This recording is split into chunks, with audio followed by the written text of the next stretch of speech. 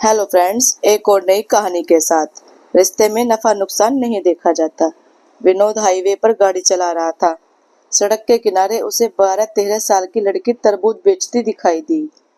विनोद ने गाड़ी रोककर पूछा, तरबूज का क्या रेट है बेटा? लड़की बोली, 50 रुपए का एक तरबूज है साहब। पीछे की सीट पर बैठी विनोद की पत्नी बोली, इतना महंगा तरबूज नहीं लेना, चलो यहाँ से। विनोद बोला, महंगा कहाँ है? इसके पास जितने तरबूज हैं कोई भी 5 किलो के कम नहीं होगा।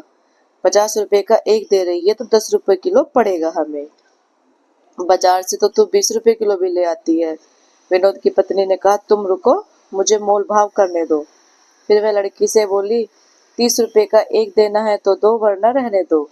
लड़की बोली, 40 रुपए का एक तरबूज तो मैं खरीद कर लाती हूँ आंटी, आप 45 रुपए का एक ले लो, इससे सस्ता मैं नहीं दे पाऊंगी। विनोद की पत्नी बोली, झूठ मत बोलो बेटा, सही रेट लगाओ। देखो ये तुम्हारा छोटा भाई है ना, इसी के लिए थोड़ा सस्ता कर दो। उसने खिड़की से झांक कर अपने 4 वर्षीय बेटे की तरफ इशारा करते हुए कहा। सुंदर से बच्चे को देखकर लड़की तरबूज हाथों से उठाते हुए गाड़ी के करीब आ गई। फिर लड़के के गालों पर हाथ फेरकर बोली, सचमुच मेरा भाई तो बहुत सुंदर है आंटी। विनोद की पत्नी बच्चे से बोली, दीदी को नमस्ते बोलो बेटा। बच्चा प्यार से बोला, नमस्ते दीदी। लड़की ने गाड़ी की खिड़की खोलकर बच्चे को बाहर निकाल लिया। फिर बोली, तुम्हारा नाम क्या है भैया? लड़का बोला, मेरा नाम गोलू है दीदी। बेटे को बाहर निकालने के कारण विनोद की पत्नी कुछ असहज हो गई। तुरंत बोली, अरे बेटा, इसे वापस अंदर भेजो, इसे डस्ट से एलर्जी है। लड़की उसकी आवाज पर ध्यान न देते हुए लड़के से बोली, तू तो सचमुच गोल मटोल है रे भाई, तरबूज खाएगा? लड़के ने हाँ में गर्दन हिलाई तो लड़की ने तरबूज उसके हाथों में थमा दिया। 5 किलो का तरबूज गोलू नहीं संभाल पाया। तरबूज फिसलकर उसके हाथ से नीचे गिर गया और फूटकर 3-4 टुकड़ों में बट गया। तरबूज के गिरकर फूट जाने से लड़का रोने लगा। लड़की उसे पुचकारते हुए बोली, अरे भाई रो मत, मैं तो दूसरा लाती हूँ। फिर वह दौड़कर गई और एक और बड़ा सा तरबूज उठा लाई। जब तक वह तरबूज उठाकर लाई, इतनी देर में विनोद की पत्नी ने बच्चे को अंदर गाड़ी में खींचकर खिड़की बंद कर ली।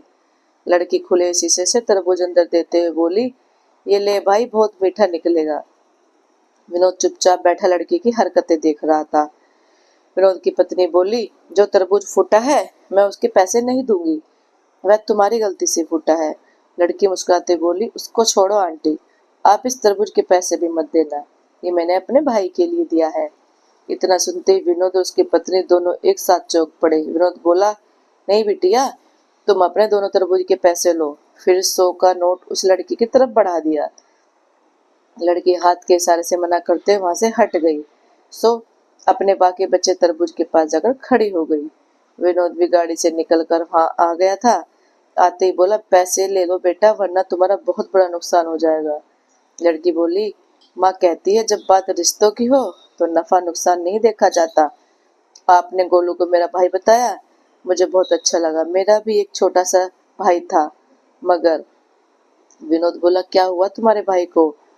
वह बोली, जब वह 2 साल का था तब उसे रात में बुखार हुआ था। सुबह माँ हॉस्पिटल में ले जाती, उससे पहले उसने दम तोड़ दिया। मुझे मेरे भाई की बहुत याद आती है। उससे 1 साल पहले पापा भी ऐसे ही हमें छोड़कर चले गए। विनोद की पत्नी बोली, ले बिटिया, अपने पैसे ले ले। लड़की बोली, पैसे नहीं लूंगी आंटी। विनोद की पत्नी गाड़ी में गई, फिर अपने बैग से एक पाजेब की जोड़ी निकाली, जो उसने अपनी 8 वर्षीय बेटी के लिए आज ही 3,000 में खरीदी थी। लड़की को देते हुए बोली, तुमने गोलू को भाई माना था ना, मैं तुम्हारी माँ जैसी हुई, अब तू ये लेने से मना नहीं कर सकती। लड़की ने हाथ नहीं बढ़ाया तो उसने जबरदस्ती लड़की की गोद में पाजेब रखते हुए कहा, रख लो, जब भी पहनोगी तुम्हें हमारी याद आएगी। इतना कहकर वह वापस गाड़ी में जाकर बैठ गई। फिर विनोद ने गाड़ी स्टार्ट की और लड़की को बाय बोलते हुए चल पड़े। विनोद गाड़ी चलाते हुए सोच रहा था कि भावुकता की क्या चीज है। कुछ देर पहले उसकी पत्नी 10-20 रुपए बचाने के लिए हथकंडे अपना रही थी, कुछ देर में इतने बदल गई कि जो 3,000 की पाजेब दे आई। फिर अचानक विनोद को लड़की की एक बात याद आई, रिश्तों में नफा नुकसान नहीं देखा जाता। विनोद का प्रॉपर्टी के विवाद को लेकर अपने बड़े भाई से कोर्ट में मुकदमा चल रहा था। उसने तुरंत अपने बड़े भाई को फोन लगाया। फोन उठाते ही बोला, भैया मैं विनोद बोल रहा हूँ। भाई बोला, फोन क्यों किया? विनोद बोला, भैया आप वो मेन मार्केट वाली दुकान ले लो, मेरे लिए मंडी वाली छोड़ दो। और वो बड़े वाला प्लाट भी आप ले लो, मैं छोटे वाला ले लूंगा। मैं कल ही मुकदमा वापस ले रहा हूँ। सामने से काफी देर तक आवाज नहीं आई। फिर उसके बड़े भाई ने कहा, इससे तो तू इससे तो तुम्हें बहुत नुकसान हो जाएगा छोटे। विनोद बोला, भैया आज मुझे समझ में आ गया है, रिश्ते में नफा नुकसान नहीं देखा जाता, एक दूसरे की खुशी देखी जाती है। उधर से फिर खामोशी छा गई। फिर विनोद को बड़े भाई के रोने की आवाज सुनाई दी। विनोद बोला, रो रहे हो क्या भैया? बड़ा भाई बोला, इतने प्यार से पहले बात करता तो सब कुछ मैं तुझे ही दे देता रे। अब घर आ जा, दोनों प्रेम से बैठकर बंटवारा करेंगे। इतनी बड़ी कड़वाहट कुछ मीठे बोल बोलते ही न जाने कहाँ चली गई थी। कल जो एक एक इंच जमीन के लड़ रहे थे, वो आज भाई को सब कुछ देने तैयार हो गया। दोस्तों, आपको ये कहानी कैसी लगी? अच्छी लगी हो तो लाइक, कमेंट और शेयर करना, चैनल को सब्सक्राइब करना। Thank you.